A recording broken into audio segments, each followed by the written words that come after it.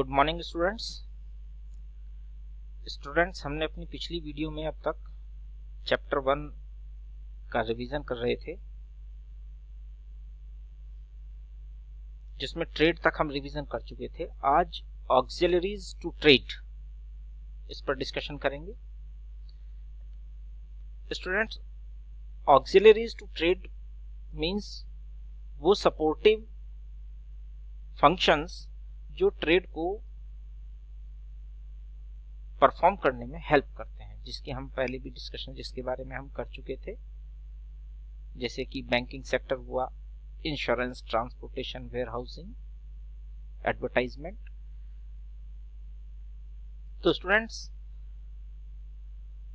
First है हमारा transportation and communication. Students, अगर ट्रांसपोर्टेशन एंड कम्युनिकेशन किसी भी ऑर्गेनाइजेशन में, बिजनेस ऑर्गेनाइजेशन में स्ट्रांग है, तो वहां पर बिजनेस करना बहुत इजी हो जाएगा और कंज्यूमर्स को सेटिस्फाई करना, यानी कंज्यूमर्स तक गुड्स और सर्विसेज की सप्लाई करना इजी हो जाएगा। ठीक है, क्योंकि जो बिजनेस चलता है वो अल्टीमेट कंज्यूमर को सेटिस्फाई करने में ही चलता है। जैसे आप मान लीजिए साउथ इंडिया में, महाराष्ट्र में कॉटन इंडस्ट्री है, तो वहां से कॉटन को या फिनिश गुड जो उनका थ्रेड्स होगा उसको पहुंचाने का काम, मान लीजिए ये यूपी में गारमेंट का बिजनेस है या गुजरात में गारमेंट का बिजनेस है, तो वहां से ट्रांसपोर्टेशन के थ्रू ही वहां पर रॉ मटेरियल अवेलेबल हो पाएगा। अगर ट्रांसपोर्टेशन सिस्टम स्ट्रांग नहीं है तो रॉ मटेरियल अवेलेबिलिटी में डिले होगा और टाइम पर प्रोडक्शन नहीं हो पाएगा। तो यानी ट्रांसपोर्टेशन और कम्युनिकेशन नॉर्मली हम यूज करते हैं अपॉर्चुनिटीज के लिए। देखिए, अगर कम्युनिकेशन प्रॉपर है तो जो आपको फर्स्ट मूवर एडवांटेज है वो आपको मिल जाएगा, अदरवाइज नहीं मिल पाएगा।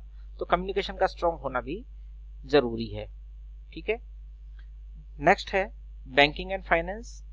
बिजनेस में जितने भी फंक्शंस हैं आज की डेट में कैश की जगह सब बैंक्स के थ्रू ही परफॉर्म किए जाते हैं। तो ऑनलाइन बैंकिंग सिस्टम को यूज किया जा रहा है। तो अगर बैंकिंग सिस्टम स्ट्रांग है, डिजिटल कैश, डिजिटल बैंकिंग यानी ई बैंकिंग अगर स्ट्रांग है आज की डेट में, तो वो बिजनेस के लिए बड़ी हेल्पफुल है, क्योंकि इससे टाइम की भी बचत होती है, टाइम सेविंग है, परफेक्शन है और सेफ्टी भी इसमें है। ठीक है, तो बैंक्स भी ऑक्सिलरीज टू ट्रेड में कंसीडर किए जाते हैं। थर्ड है हमारा इंश्योरेंस। स्टूडेंट्स, जैसे कि हमने आपको बताया कि बिजनेस वो it is full of risk. बहुत सारे तरीके के बिजनेस में रिस्क हैं, जिसकी वजह से बिजनेस करना कभी कभी थोड़ा सा मुश्किल हो जाता है, क्योंकि बहुत सारे ऐसे फैक्टर्स हैं जो हमारे कंट्रोल से एकदम बाहर है। सपोज कीजिए वेदर है, वेदर कंडीशन आपके हाथ में, किसी के हाथ में नहीं है, नेचुरल है, तो रिस्क है। मान लीजिए कहीं बाढ़ आ गई, फ्लड आ गया, साइक्लोन आ गया, तो इस वजह से वहां पर लॉस हो सकता है। लेकिन हम साइक्लोन को और फ्लड को तो कंट्रोल नहीं कर सकते, ये नेचुरल डिजास्टर्स हैं, आएंगे ही। लेकिन हाँ, उसके रिस्क को कवर करने के लिए सभी लोग इंश्योरेंस कराते हैं। जब कोई भी ऑर्गेनाइजेशन, कोई भी बिजनेसमैन अपना कोई बिजनेस करता है तो उसका सबसे पहले इंश्योरेंस कराता है, क्योंकि शॉर्ट सर्किट का डर रहता है। शॉर्ट सर्किट की वजह से कभी कभी आग लग जाती है, या जैसे कि हमने बात की फ्लड है, या थेफ्ट हो जाए, लॉस बाय थेफ्ट, अगर चोरी हो जाए सामान, तो सबको लॉस को सिक्योर करने के लिए, लॉस से अपने आप को सिक्योर करने के लिए, रिस्क को कवर करने के लिए इंश्योरेंस कराया जाता है। तो इंश्योरेंस भी इसका एक इंपॉर्टेंट फैक्टर है, टर्म है, जो हम ऑक्सिलरीज के अंदर इसको कंसीडर करते हैं। नेक्स्ट है warehousing. Warehousing means godowns. जब कोई भी ऑर्गेनाइजेशन अपना फिनिश गुड्स तैयार करती है, तो हमेशा ऐसा नहीं होता कि जैसे ही उसने गुड्स मैन्युफैक्चर किया और इमीडिएटली उसकी गुड्स की सप्लाई हो जाए, तो ऐसा रेयर ही होता है। तो जो फिनिश गुड्स है ये किसी एक जगह पर तो रखा जाएगा, तो वो प्लेस जहां पर हम फिनिश गुड्स को रखते हैं उसको हम वेयर हाउस या गोडाउन बोलते हैं। वेयर हाउस का काम है गुड्स की सेफ्टी सिक्योरिटी, गुड्स को बल्क को ब्रेक करना, प्राइसिंग करना, पैकेजिंग करना, ये सारे के सारे काम वेयर हाउस में होते हैं। तो वेयर हाउस सिस्टम को भी स्ट्रॉन्ग किया जाना चाहिए। वेयर हाउस हमारे पास में पब्लिक वेयर हाउसेज हैं, कोऑपरेटिव वेयर हाउसेज हैं, प्राइवेट वेयर हाउसेज हैं, गवर्नमेंट वेयर हाउसेज हैं। तो ये हमारे पास में कुछ इस तरीके के वेयर हाउसेज हैं जो हम आगे आने वाले चैप्टर्स में भी इनको पढ़ेंगे। इसमें नेक्स्ट है हमारे पास एडवर्टाइजिंग।